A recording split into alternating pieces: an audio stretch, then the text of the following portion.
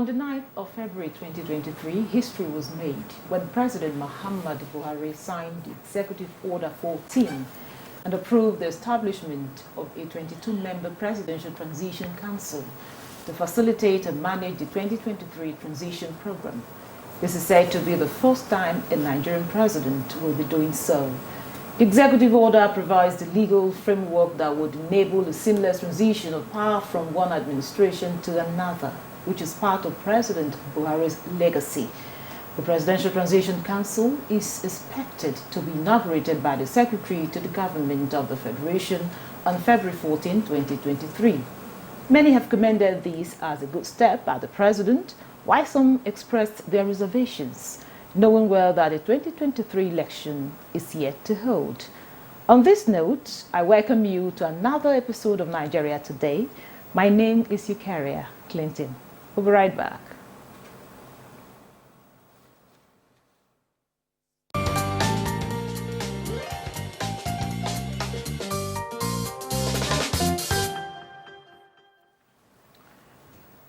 Executive Order 14 is the topic for today, and here in the studio is Ahmed Saju, former Commissioner for Information and Strategy, Adamawa State and Public Affairs Analyst.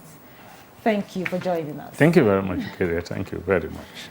And joining us via Zoom is Dr. Iroro Stephen Izu, a political economist and development expert. He's also a lecturer, Department of Political Science and International Relations, University of Abuja. Welcome to Nigeria Today. My pleasure. Thank you very much. Good evening, Nigerians. Okay, it's like we're losing the audio there, but I would have started with Dr. Stephen, but I'll start with you. Okay, for a layman, we hear executive orders. What exactly is an executive order? Well, it's a quasi-legislative instrument. The executive does not have powers to enact laws. The president assents to laws enacted by the National Assembly. But just like the judiciary has some quasi-legislative functions, when legal precedents passed by the courts are used as basis of determining the interpretation of other laws. You know, the presidency also has some quasi-legislative roles, and those instruments, those quasi-legislative instruments or legal instruments, are actually the executive order. They're backed by a provision in the Constitution, and the essence is to create a simplified legal framework for carrying out some executive functions that the president or the executive wants done within a certain framework and within certain order.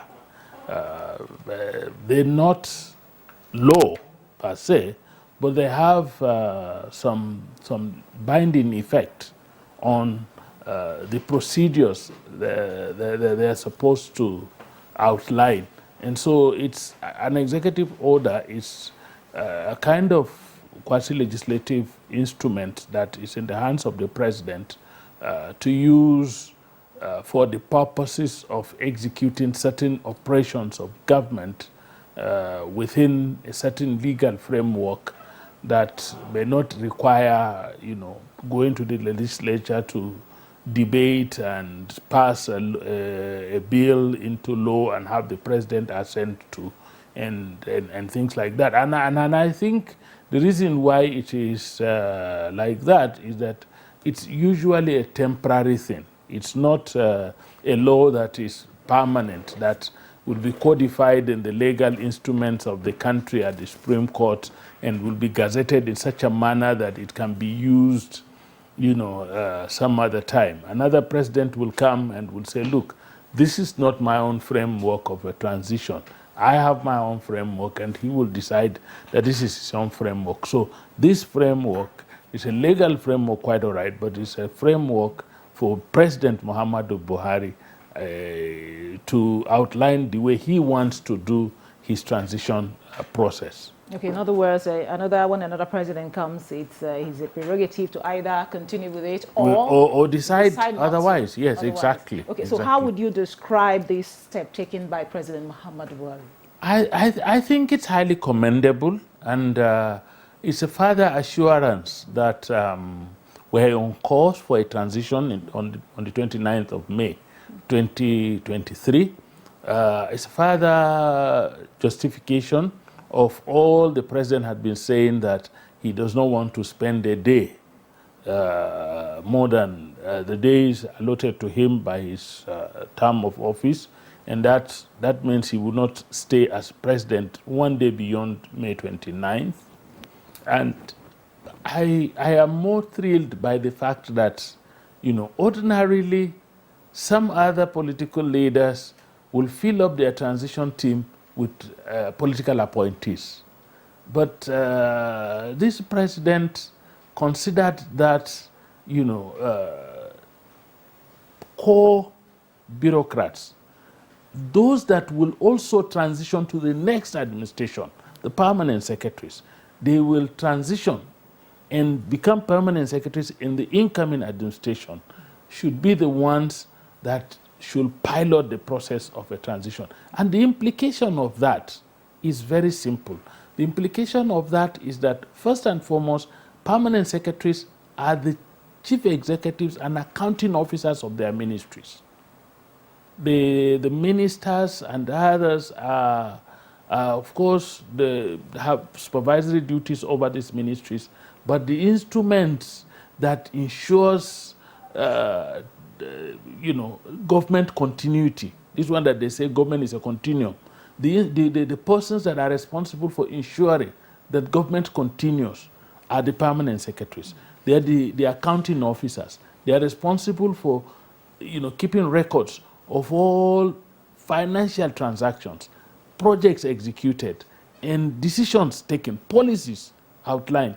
They are the ones. So if they are the ones that are working on the transition process, then the likelihood is that we're going to capture, everything that transpired within the government for the period that they are supposed to work on the transition, near accurately. And that even when this set of the president and his political appointees leave the government, the incoming government will call them and question them on their activities, So the document they are going to produce is a document that they should be prepared to defend before the new coming administration. So that means that they have to be very meticulous, they have to be highly accountable, they have to state the facts as they are. Because if the incoming government comes and discover that there is a discrepancy between what is in the transition instrument, the documents that this government will transmit to the next government, if they discover any discrepancy or gap, they will face these same people that prepared this document and ask them, how come there's a gap here? And don't forget, they are not the only ones that are there. So it means that the president wants to be as transparent as possible in handing over to the next administration. So it now behoves the leadership of these ministries that have been put together, and it cut across, including even the registrar of the Supreme Court, so that whether decisions taken at the judiciary, even though it's not part of the executive, must be captured within the transition process. And the same thing goes to the security agencies. If the NSA is there, it then means that all the security agencies are involved. But then the NIA, the SSS are also in part of it. So we are hoping that the transition process will capture the entire gamut of the governance of this country under President Muhammadu Buhari. And I think that's a highly, highly commendable thing. And the only thing that a lot of people are talking about, and it's very serious. I'll stop you there. So that the president said whoever is taking over from him should have some representation on the Transition Council. I will come to that. I'll come to that. But let's allow Dr. Iroro to add his voice to this issue. Dr. Iroro, what is your view on the signing of the Executive Order 14 and the establishment of the Presidential Transition Council? Yeah, thank you very much for having me tonight. And sorry for the initial issues. Now, I want to begin by saying, trying to deconstruct what the executive order stands for and its implication for deepening our democracy.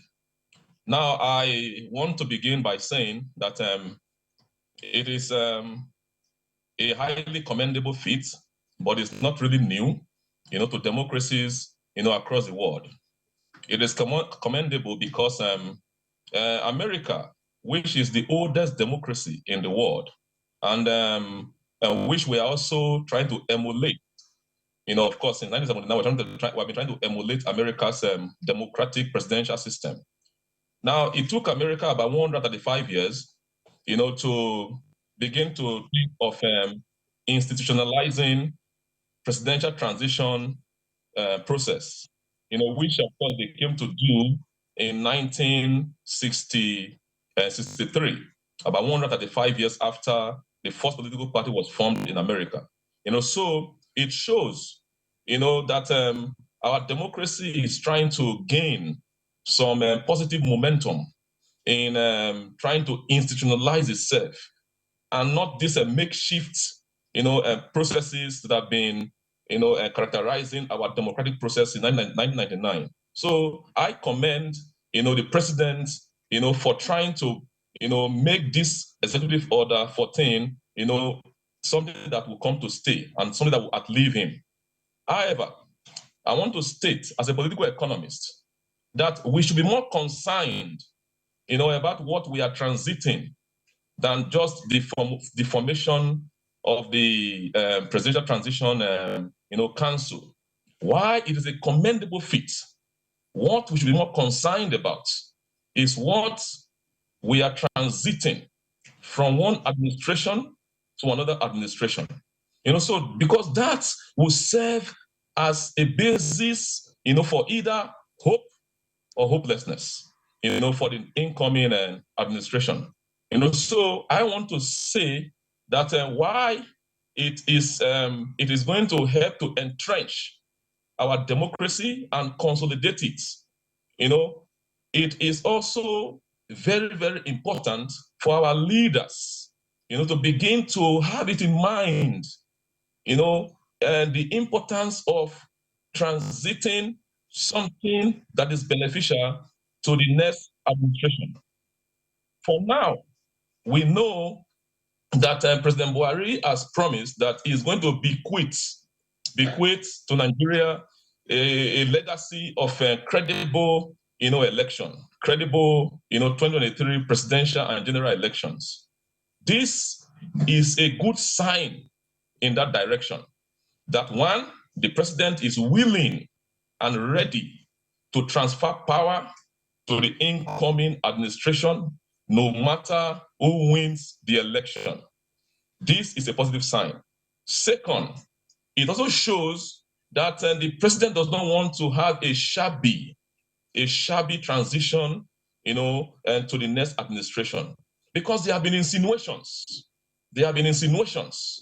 That perhaps the current administration may not be too disposed, to transfer power if, for instance, what happened in 2015 recast itself in 2023. That is to say, if perchance the incumbent party loses election, will the president be willing to transfer power to the opposition party or to any party that will win the election? That mystification has been demystified. The president has shown that he's ready, is willing, to transfer power from himself to anybody that wins the election. Now, but one thing that we must take home from this whole mantra of executive order is this: we must go beyond just executive order. The president must send a bill to the National Assembly to give this thing legal backing. Because in America, for instance, it's not just an executive Dr. Stephen, I'll have to stop you there. Because we'll have to take a break now. Well, let's pause here a little as we go on a short break. When we return, the discussion continues. We'll be right back.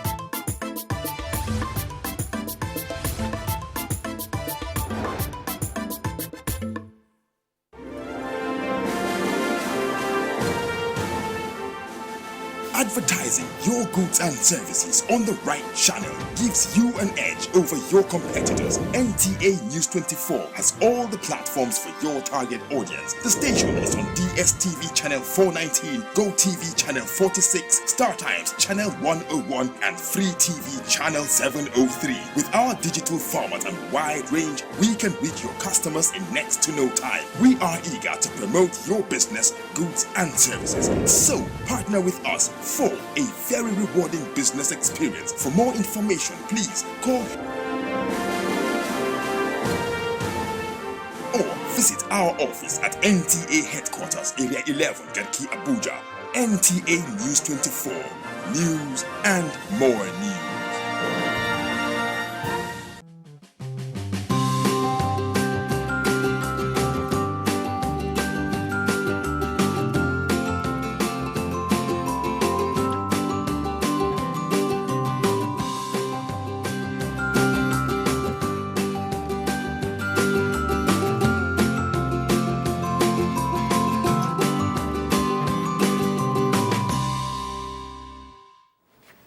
Welcome back. The program is still Nigeria Today, and the topic of discussion is Executive Order 14. With me has been Ahmed Sajo, former Commissioner for Information and Strategy, Adamawa State and Public Affairs Analyst, and also via Zoom, Dr. Eroro Stephen Izu, a political economist and development expert.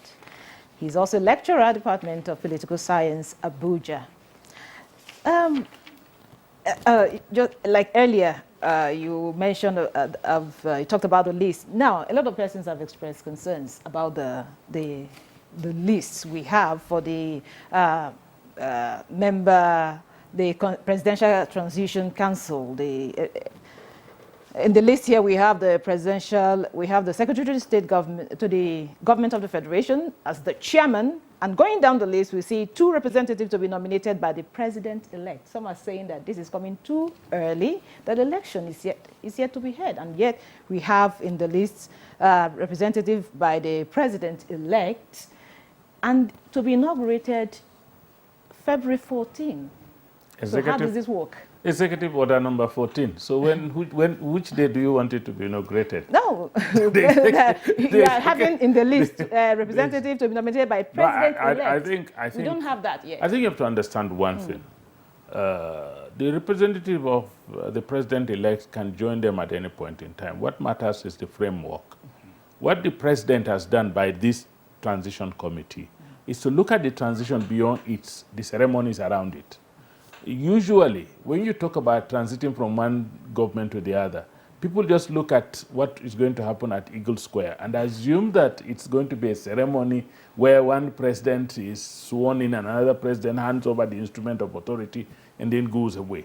What this president is telling you is that, look, for me, transition is beyond the ceremony. Transition is the transition of the governance process from one administration to the other. Now, the president-elect, whoever he may be, does not have instruments that relate to the governance process to hand over. So the people that will prepare instruments that have to do with the governance process are the people that are here. They will set up the framework. We have the two most important coordinating persons in government. The Secretary to the Government of the Federation is a political appointee, but his role is more bureaucratic. It's more coordination. It's, it's more creating synergy among the different departments of government. He's heading this, meaning all departments of government are involved. So at that level, it is government we're looking at. The head of service is the coordinating secretariat for all civil servants in the Federation, meaning civil servants that are supposed to be carried from one administration to the other.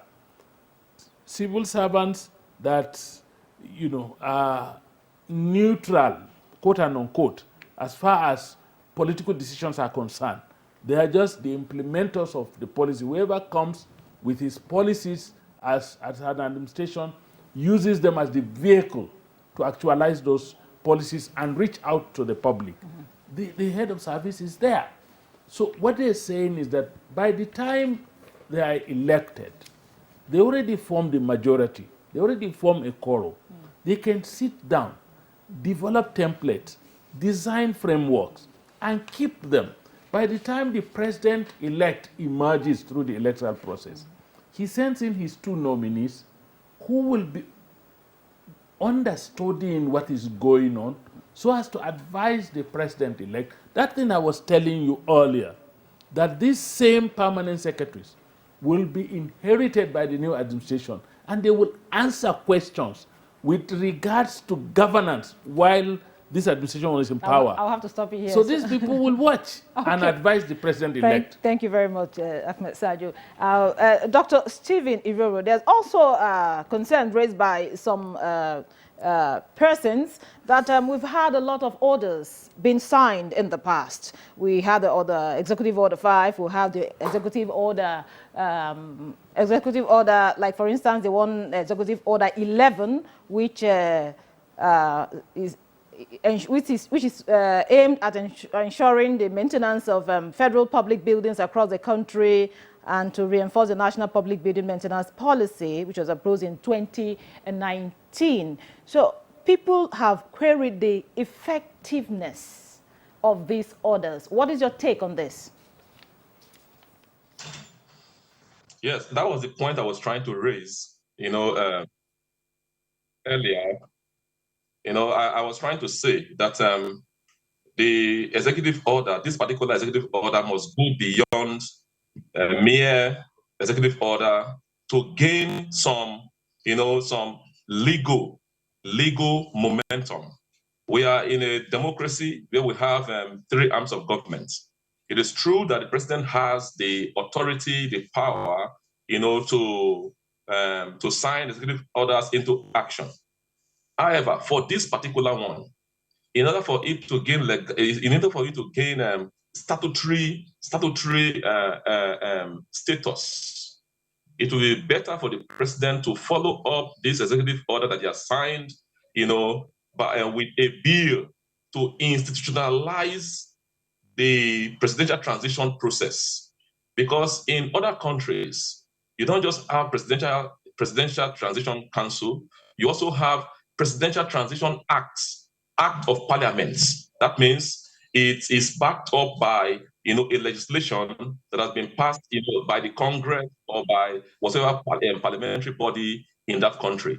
So if it must be sustained or sustainable, the president should follow it up with a bill to the National Assembly so that they can pass it into law, so that the Presidential Transition Committee will not just be a council, but it will gain, it will have, some legality that cannot be trampled. Because if the president leaves power today, it is possible for other administration to. Dr. Stephen, we have to stop you here because we don't have time.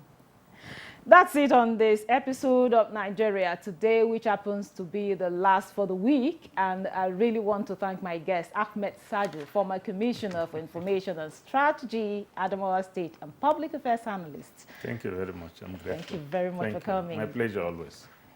As well as Dr. Stephen Iroro Izu, a political economist and development expert and a lecturer, Department of Political Science and International Relations, University of Abuja.